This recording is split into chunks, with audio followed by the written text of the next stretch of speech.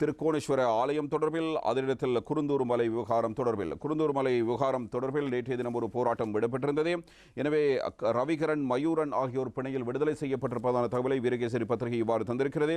குருந்தூர் மலை அண்டிய தமிழர் நிலங்களில் தொல்லியல் திணைக்களத்தால் அபகரிப்புக்குள்ளாக்கப்பட்டமையை கண்டித்தும் நீதிமன்ற உத்தரவை மீறி தொடர்ந்தும் கட்டுமான பணிகள் மேற்கொள்ளப்படுவதை கண்டித்தும் இடம்பெற்ற நடவடிக்கைகள் தொடர்பில் இவ்வாறான செய்திகள் வெளிப்படுத்தப்பட்டிருப்பதை நாங்கள் பார்க்கலாம். இந்த நிலையில் ரவிகரன் உள்ளிட்ட சிலர் கைது செய்யப்பட்டிருந்தார்கள். மயூரன் ஆகிய சமூக போராட்டக்காரர்கள் இந்த விடயத்துக்கு எதிராக தங்களுடைய போராட்டத்தினை முன்னெடுத்திருந்தார்கள்.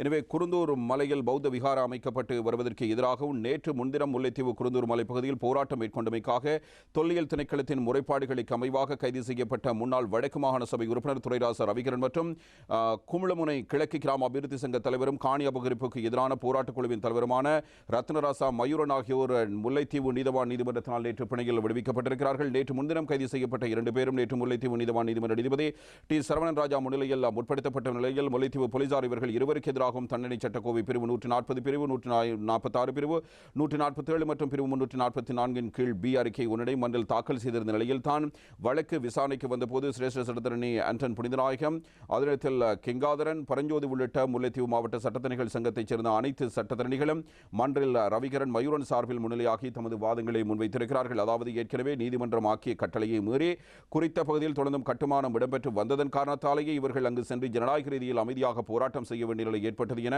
மன்றின் கவனத்துக்கு இந்த சட்டத்தரணிகள் கொண்டு வந்திருக்கிறார்கள். போலீசார் இந்த வழக்கில் இன்னும் பலரை கைது செய்ய வேண்டியிருப்பதாகவும் தொல்லியல் திணைக்கள அதிகாரிகளின் கடமைக்கு இடையூறு ஏற்படுத்தியதன் காரணத்தினாலேயே இவர்கள் கைது செய்ததாக மன்றில் தெரிவித்திருந்தார்கள். இந்த நிலையில் சட்டத்தரணிகளின் வாதங்களை அடுத்து 2 பேரையும் தலா 2 லட்சம் ரூபாய் சரீரப்பணியில் செல்ல அனுமதித்ததோடு அந்த வழக்கானது 2023 பிப்ரவரி மாதம் 2ஆம் தேதிக்கு தவணையிடப்பட்டிருக்கிறது. இதேவேளை இவர்கள் கைது செய்யப்பட்டுள்ளமை கண்டித்தும் நீதிமன்ற உத்தரவை மீறி குருந்தூர் மலையில் நடைபெறும் பௌத்த கட்டுமான நடவடிக்கைகளுக்கு எதிராகவும் கண்டன போராட்டம் நேற்று காலை முல்லைத்தீவு நகரிலும் முன்னெடுக்கப்பட்டிருக்கிறது. தமிழ் மக்களின் காணிகள் அபகரிக்கப்பட்டதற்கு எதிராகவும் நீதிமன்ற உத்தரவை மீறி பௌத்த கட்டுமானங்கள் இடம்பெறுவதற்கு எதிராகவும் ஜனநாயக வழியில் போராட்டம் மேற்கொண்டவர்களை கைது செய்த போலீசாரின் அராஜக செயற்பாட்டை கண்டித்தும் நில ஆக்கிரமிப்புக்கு எதிராகவும் இந்த கண்டன போராட்டம் இடம்பெற்றிருந்தவை முக்கியமான விடயமாக பார்க்கப்படுகிறது. இதே நேரத்தில் இவ்வாறு இவர்கள் கைது செய்யப்பட்டமைக்கு எதிராக மற்றொரு போராட்டம் வெடித்திருக்கிறது. இது யாழ்ப்பாணத்தில் வெடித்திருக்கிறது. தமிழர் பத்திரிகை இந்த செய்தியை நாங்கள் எடுத்துக்கொள்கிறோம். யாழ் பல்கலைக்கழக மாணவர்கள் இந்த போராட்டத்தினை நடத்தியிருக்கிறார்கள். குருந்தூர் மலை பகுதியில் முன்னெடுக்கப்பட்ட ஆர்ப்பாட்டம் தொடர்பாக கைது செய்யப்பட்டவர்களை விடுவிக்க கோரித்தான் இந்த போராட்டம் முன்னெடுக்கப்பட்டிருப்பதை நாங்கள் பார்க்கலாம். நீதிமன்றத்தின் ஊடாக அவர்கள் விடுதலை செய்யப்பட்டிருக்கிறார்கள். இருந்தபோதும் அதற்கு முன்பாக இந்த போராட்டம் இடம்பெற்றிருக்கிறது. யாழ்ப்பாண பல்கலைக்கழக பிரதான நுழைவாயிலுக்கு முன்பாக ஒன்று கூடிய பல்கலைக்கழக மாணவர்கள் அங்கிருந்து கோஷங்களை எழுப்பியவாறு இந்த போராட்டத்தினை முன்னெடுத்திருக்கிறார்கள் என்பதுவே அந்த செய்தியாக அமைந்திருக்கிறது.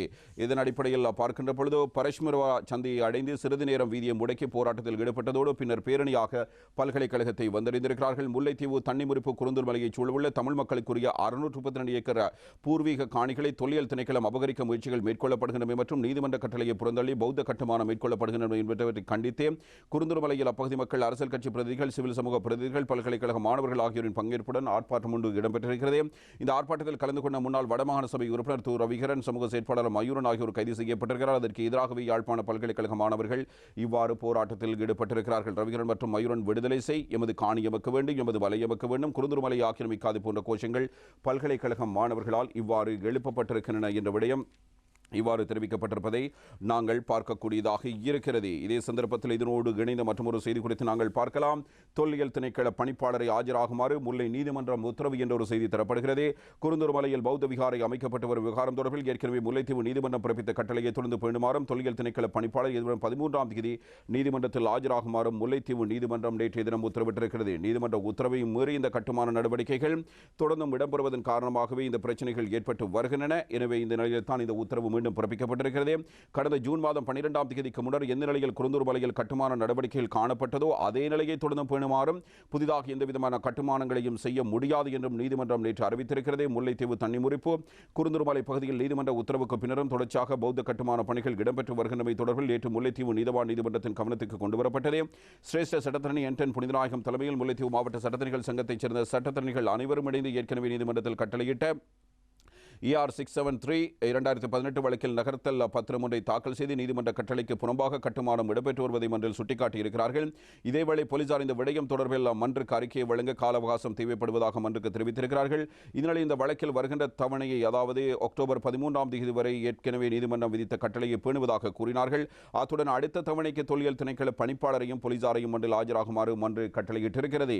இதே நேரம் நேற்றைய தினம் குருந்தூர்மலையில் போராட்டம் இடம்பெற்ற வேளையில் கூட ராணுவத்தினர் மற்றும் தொல்லியல் திணைக்களத்தினர் இணைந்து கட்டுமான பணிகளை முன்னெடுத்திருந்ததோடு புராதன கல்லை ஒத்த புதிய கற்களை புதிதாக வடிவமைத்து சீமந்து கலவைகளை கொண்டு கட்டுமான நடவடிக்கையில் ஈடுபட்டிருந்ததையும் அவதானிக்க முடிந்ததாக அங்கிருக்கின்ற பிராந்திய செய்தியாளர் தெரிவித்த கருத்தினை மையப்படுத்தி இந்த செய்தி வீரகேசரி பத்திரிகையில் வெளியாகி இருக்கிறது. நீதிமன்றம் ஏற்கனவே எந்தவிதமான கட்டுமான பணிகளை மேற்கொள்ளக்கூடாது என்று உத்தரவு பிறப்பித்த பிறகும் இந்த கட்டுமான பணிகள் இடம்பெறுகின்றன, அதுவும் இராணுவத்தினருடைய ஆதரவோடு என்பதை இந்த செய்திகள் எடுத்துச் சொல்கின்றன. அதே நேரத்தில் தொல்லியல் திணைக்களத்தினுடைய செயற்பாடுகள் எப்படி அமைந்திருக்கின்றன என்பது பற்றிய பல்வேறு வாத பிரதிவாதங்கள் இடம்பெற்ற ஒரு காலப்பகுதி இதனை பார்க்கலாம். எனவே சுமந்திரன் அவர்கள் கூறுவதை போன்று தொல்லியல் திணைக்களம் ஒரு இனவாத செயற்பாட்டை முன்னெடுக்கிறதோ என்ற கேள்விகளும் இதன் மூலம் எழுகின்றன. பாராளுமன்றத்தில் நேற்றைய தினம் அவர் இது பற்றி கருத்துக்களை வெளிப்படுத்தியிருக்க அவருடைய கருத்து எவ்வாறு வெளியாக இருக்கிறது என்பதை பற்றி இப்போது நாங்கள் பார்க்கலாம். தமிழன் பத்திரிகை தொடர்பான செய்தி தரப்பட்டிருக்கிறது. தொல்லியல் திணைக்களம் குருந்தூர் மலையில் சட்டவிரோதமாக கட்டடங்கள் நிர்மாணிப்பதற்கு எதிராக போராடி எங்களுடைய கட்சி உறுப்பினர்கள் கைது செய்யப்பட்டிருக்கிறார்கள். தொல்லியல் திணைக்களத்தினால் எங்களுடைய மக்களின் நிலங்களை அபகரிப்பது தொடர்பாக நாங்கள் தொடர்ந்து இந்த சபையில் சுட்டிக்காட்டி இருக்கிறோம். 600 ஏக்கருக்கும் மேற்பட்ட வயல் காணிகளை அபகரிக்கும் இந்த முயற்சியை தடுக்க வேண்டும் என்பதை வலியுறுத்தி முன்னெடுத்த போராட்டத்தின் போது அவர்கள் கைது செய்யப்பட்டிருக்கிறார்கள். இது உடனடியாக நிறுத்தப்பட வேண்டும். ஜனாதிபதியுடன் இடம்பெற்ற பேச்சுவார்த்தையின் போது இது குறித்து ஜனாதிபதிக்கு தெரியப்படுத்தினோம். இதையடுத்து தான் உடனடியாக பணிப்பாளருக்கு அறிவிப்பதாகவும் ஜனாதிபதி தெரிவித்தார்.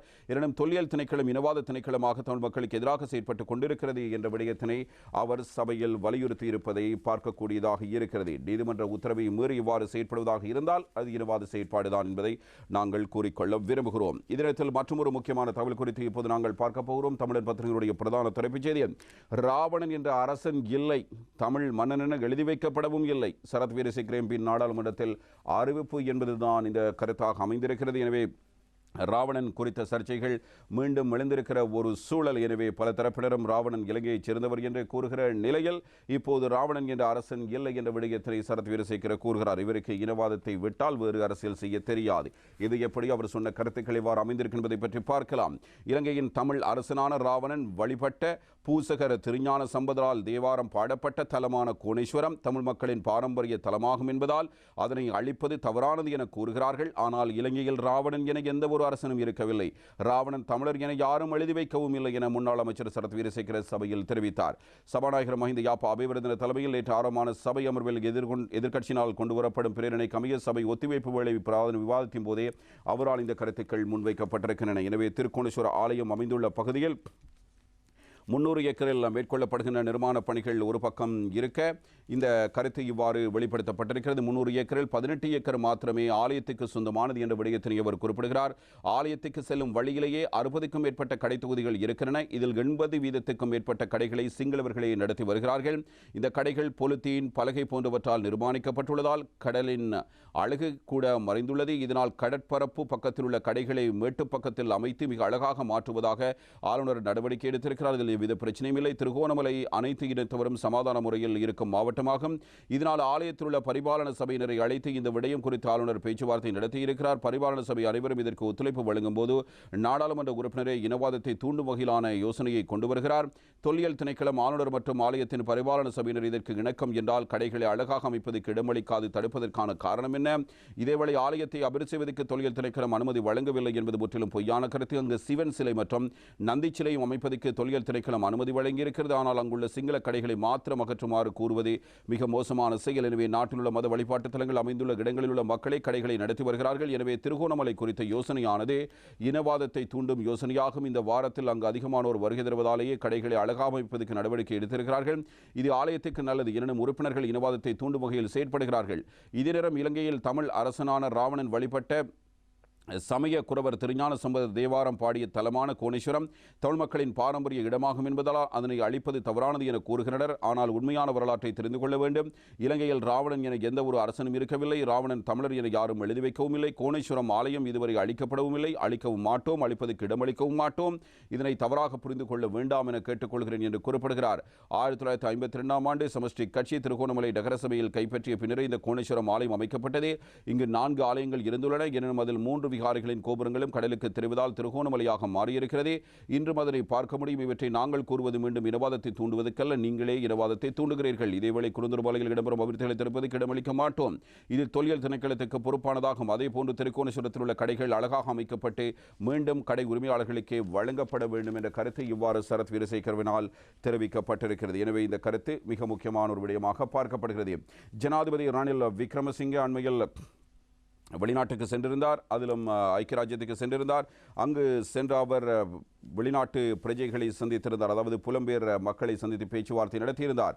இந்த நிலையில் அது தொடர்பில் பாராளுமன்றத்தில் சரத் பொன்சேகா ஒரு கருத்தினை தெரிவித்திருக்கிறார். அந்த கருத்து பற்றி நாங்கள் பார்க்கலாம். அதற்கு முன்பாக அமைச்சர் விதுர விக்ரமநாயக்க கலாசார அலுவல்கள் அமைச்சர் ஒரு கருத்தினை தெரிவித்திருக்கிறார். விரைவில் திருக்கோணேஸ்வரம் ஆலயத்துக்கு செல்வேன் என்பதுதான் அவருடைய கருத்தாக அமைந்திருக்கிறது. நேற்றைய தினம் சபையில் ஒத்திவைப்பு விவாதத்தில் கலந்து கொண்டு உரையாற்றுகின்ற பொழுதே அவரால் இந்த விடயம் தொடர்பில் தெரிவிக்கப்பட்டிருக்கின்ற கருத்துக்கள் குறித்து நாங்கள் அவதானிக்கக்கூடியதாக இருக்கிறது. இது பற்றி அவர் கூறுகின்ற பொழுது வடக்கு மாகாணங்களில் தொல்லியல் நடவடிக்கை மேற்கொள்ளப்படுகிறது. மதம் மற்றும் இனத்தை அடிப்படையாக கொண்டு தொல்லியல் நடவடிக்கைகளுக்கு எதிர்ப்பு தெரிவிப்பதை ஏற்றுக்கொள்ள முடியாது. வரலாற்று ரீதியில் முரண்பாடுகள் தோற்றம் பெறும்போது ஆய்வுகள் ஊடாகவே தீர்வு காண முடியும் என்று கூறுகிறார்.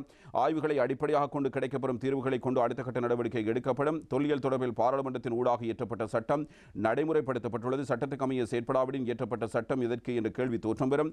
வடக்கு கிழக்கு மாகாணங்களின் தொல்லியல் தொடர்பில் இரு தரப்பினரும் மாறுபட்ட கருத்துக்களை குறிப்பிட்டுக் கொள்கிறார்கள். மத மற்றும் கலாச்சாரத்தை அடிப்படையாக கொண்டு இன்னும் எவ்வளவு காலம் முரண்பட்டுக் கொண்டிருப்பதே திருக்கோணேஸ்வரம் ஆலயம் தொடர்பில் இரு தரப்பினராலும் பல விடயங்கள் குறிப்பிடப்படுகின்றன. வெகு விரைவில் திருக்கோணேஸ்வரம் ஆலயத்துக்கு செல்வேன்.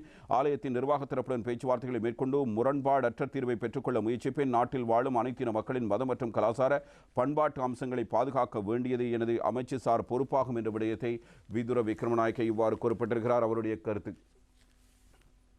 அவருடைய கருத்து குறித்து நாங்கள் இப்பொழுது பார்த்திருந்தோம். எனவே அவர் திருக்கோணேஸ்வரம் ஆலயத்துக்கு சென்று நிர்வாக சபையினரோடு பேசி இது தொடர்பில் ஒரு தீர்வுக்கு வரலாம் என்ற கருத்தினை அவர் கூறியிருப்பதை பார்க்கலாம். இதனிடத்தில் பாராளுமன்றத்தில் ஸ்ரீதரன் எம்பி இது பற்றி கருத்துக்களை வெளிப்படுத்தியிருக்கிறார்.